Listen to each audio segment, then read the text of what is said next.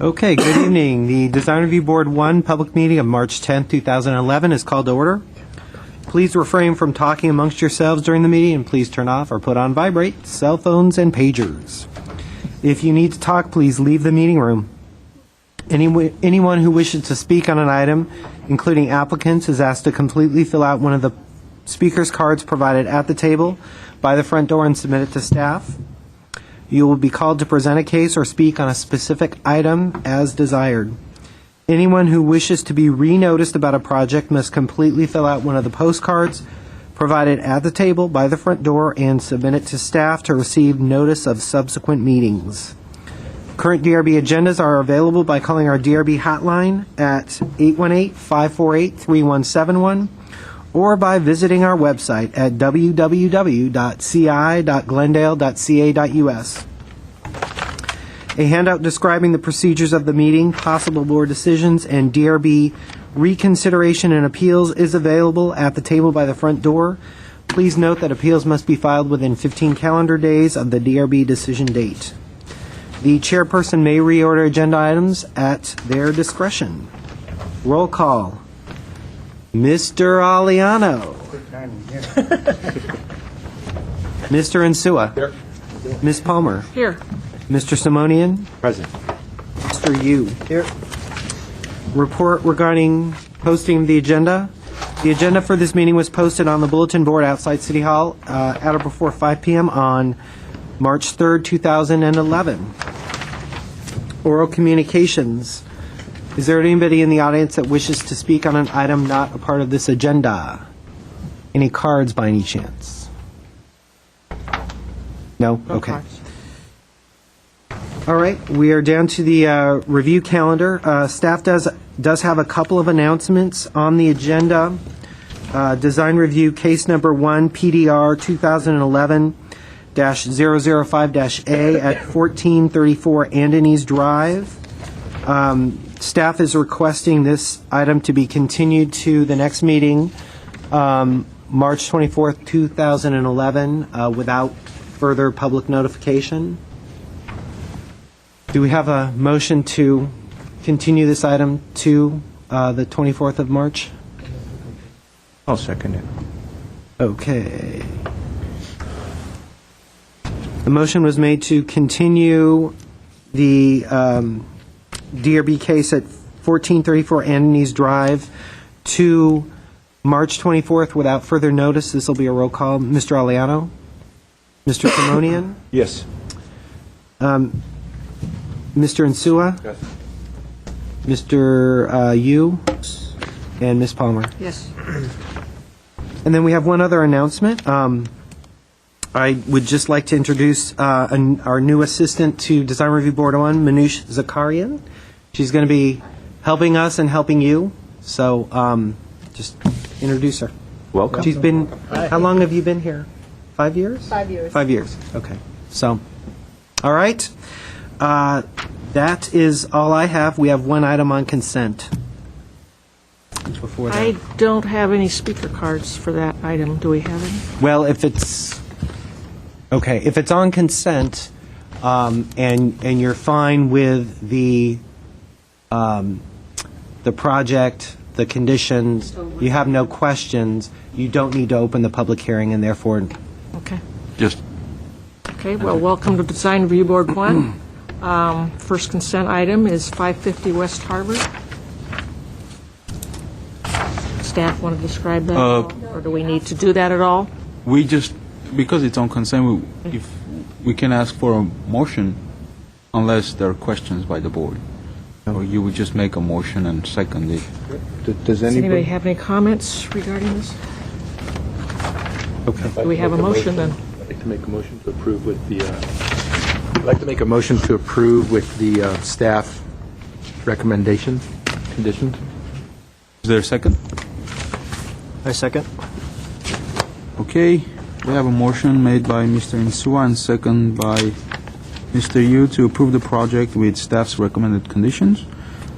This is a roll call. Mr. Aliano?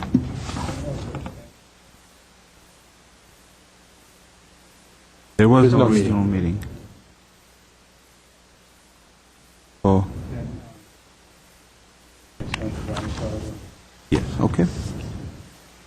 Mr. Simonian, Yes. Mr. Yu, Yes. and Chairperson Palmer. Yes. Thank you. Motion passes 5-0. Ivan says yes.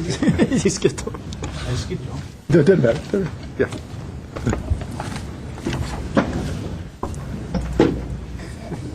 You already voted. We're ready for the second item? I made the motion. Oh, okay. Okay.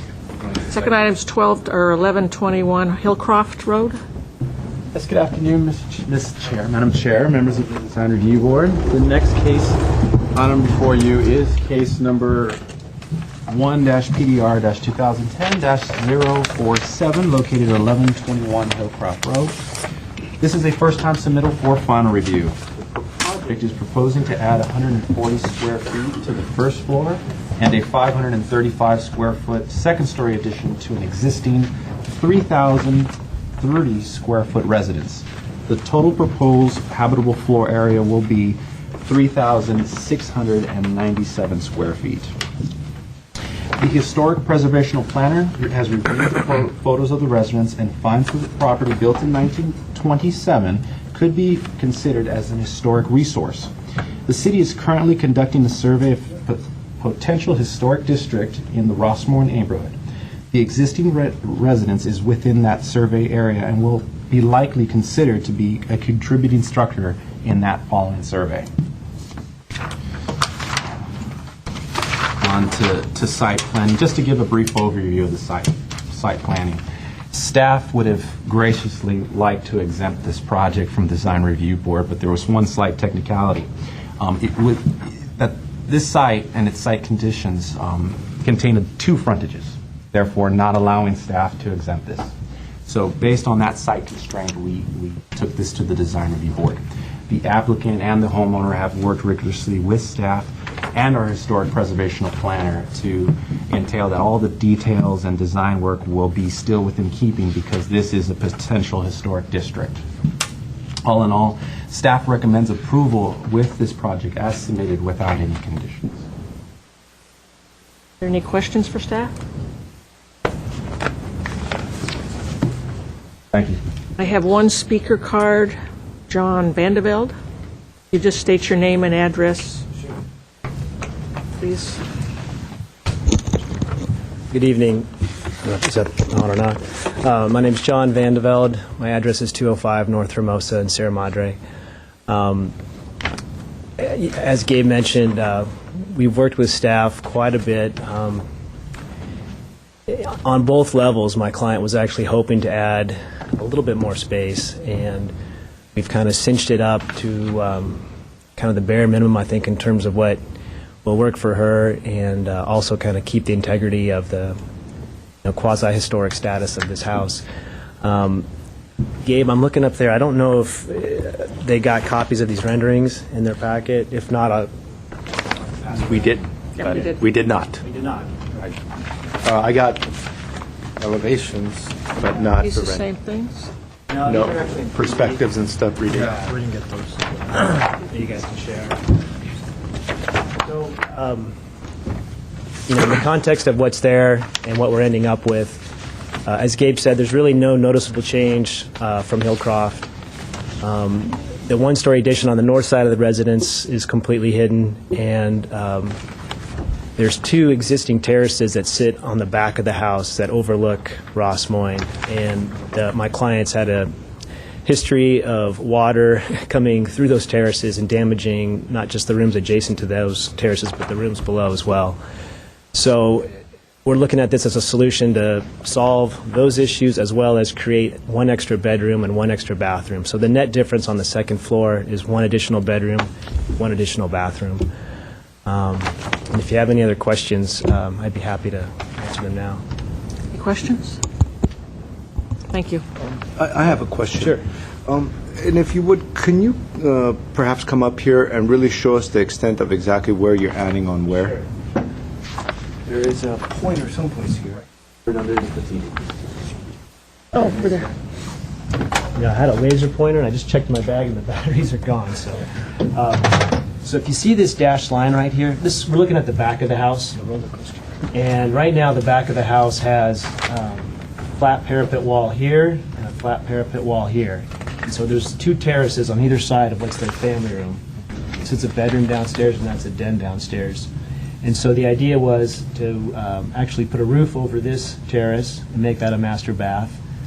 Put a roof over this terrace and make that a bathroom for the new bedroom we're creating. And then that sloped tile roof that is now over the family room is going to be removed, and we're going to replace it with an actual bedroom.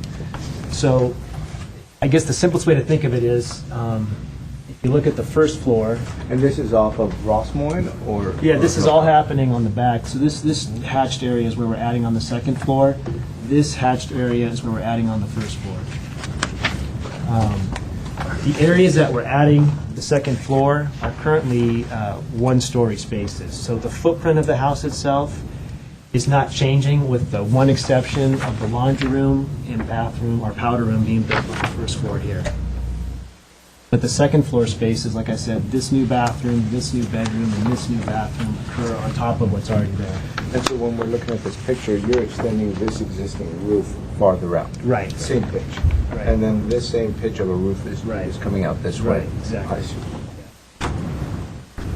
With that experience. And then, we show the front elevation, but, from here to here, there's no change. This is that little piece that's the powder room and laundry room being built there, and that's all screened by vegetation. You can see that there's actually not a good spot to take a picture of the back of the property, just because, it doesn't, you can't take a picture of it from this street just because of all the vegetation that happens between this street and the house. So what is the first floor setback after the laundry room and powder room addition? From the property line? Yes. It's on drawing A1.1. 5 feet. So 5 feet, 1 inch to 5 feet. We actually looked at having that addition have a little bit of a bump in it, kind of create a shower in that bathroom, and that's one area where we've actually scaled it back based on comments from, I believe it was Mr. Platt, right? Yes, sir. He would prefer that. So now here you're looking at that side view of the laundry room, powder room. This is the R1R zone? Yes, Isn't the R1R 10-foot setback? for new construction. I see. For new construction. Oh, that's right, that's right. Based on the height. Existing. Any other questions? Okay, thank you. I'm going to close the public session. Mr. Insua. Very nice job. Mr. Yu. I think I have a couple more words than that, but no, I think it was well done. Thank you for presenting it to us. Staff did a really good job going through it, being thorough. I'd be ready to approve the project. Mr. Simonia. I also support the project as well. It's tastefully done. This is a beautiful existing Spanish building, and the style's been maintained, and that same character has been instilled in the new addition. And so therefore, I think it's a project I could support. Mr. Aliano. Yeah, I feel the same way. I just had one. Look at them. I was wondering if there's any way to do that with slight adjustment. Oh, I'm not on. Okay.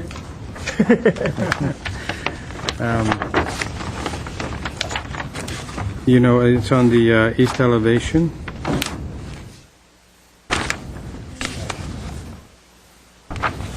That'll be right here. I know there's a bathtub behind here. It's a minor thing. But if there's no way to align that, it looks kind of odd. And this is an existing one, so that one I can't move. No, I'm talking about the one above. Yeah, this one, I think, based on the bathroom layout, we actually have, because we're sticking with the existing roof line, Yeah, I know. we actually have some lower ceilings as you get to this south end of the room. So that window wants to kind of be in the part of the room where we actually have a more typical ceiling height. Yeah. So is this, this is an existing window too, right here? It is. That was an existing, I put an That's E in all the new. windows that are existing. that's new, right? It's Well, that's existing. existing too. But this, in terms of proportions to that window, why couldn't you kind of use the same type of window everywhere? Is there a reason why this is wider than the existing? Because it's the only window of this type that's bigger. These are all kind of the same. In terms of creating this sort of consistency throughout. I guess this one is about this, no, Right, I mean, even we- that one. Yeah. I think just there's enough variety in what's already there that I don't think that one's out of character, but that's just. All right. I support the project. I don't really have any serious, I think it's very nicely done. And I agree. I'd like to motion to approve the project with the, let me see, the staff recommendations. Was it We didn't have any conditions. no conditions, conditions. right? As, Unbelievably, we had no conditions. but it's a good job. Okay, there's a motion on the floor by Mr. Insua. Do I have a second? I'll second it. By Mr. Simone. Correct. This will be roll call. Mr. Aliano. Yes. Mr. Simone. Yes. Mr. Yu. Yes. Mr. Insua. Yes. And Ms. Palmer. Yes. Motion carries 5-0. So for the record, that was an approval with no conditions. Is that right? Yes. Thank you very much. That must have been the fastest. Nice work. We have one set of minutes to look at and approve this evening. February 10th, 2011. 11. Can't remember. I was Any already, comments on that? Any comments? Yeah. I don't have any comments. You were here. Was there? You I were don't have here. any comments. We need a motion then? I move for approval. There's a second. I'll second it. Okay, a motion was made to approve the minutes of February 10th, 2011. This will be a roll call. Mr. Aliano, Yes. Mr. Simonian, Yes. Mr. Insua. Okay, Mr. Yu, Yes. and Ms. Palmer. Yes. Thank you. Motion carries 4-0. You're abstaining, right? All right. At this time, we don't have any other board business or discussion items. I just mentioned one item. Are we Sure, it business? sounds like Stephanie may have something too. Just a curiosity. On the first case, which was put on consent, I've never experienced a situation where we have something on consent and it's never been reviewed before. Is this something new or? That was what I was going to mention as well. Perhaps we've used the consent calendar with board number 2.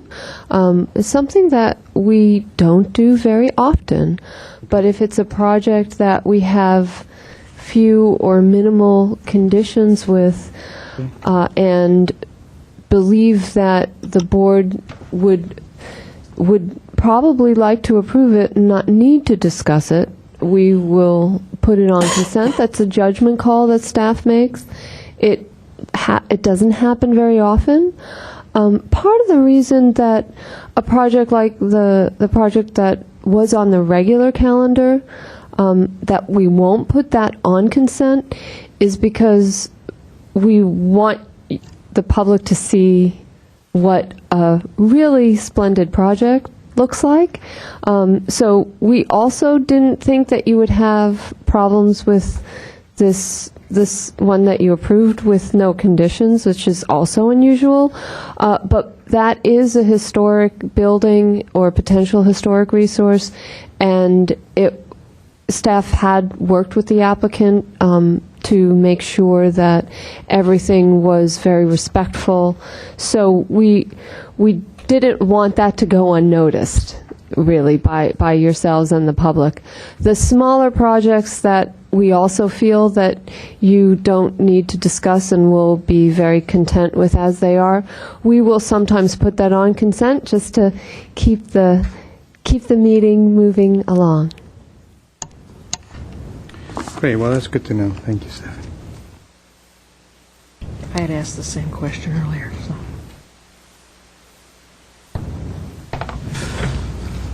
We need to adjourn? Turn. Let's do it. I'm proud of you. That was a record, I think. It is. 32 5:30. minutes, And we still started almost a quarter after. It's amazing. 17 I minutes. think you need to adjourn it, so did we close? Sorry? There you go.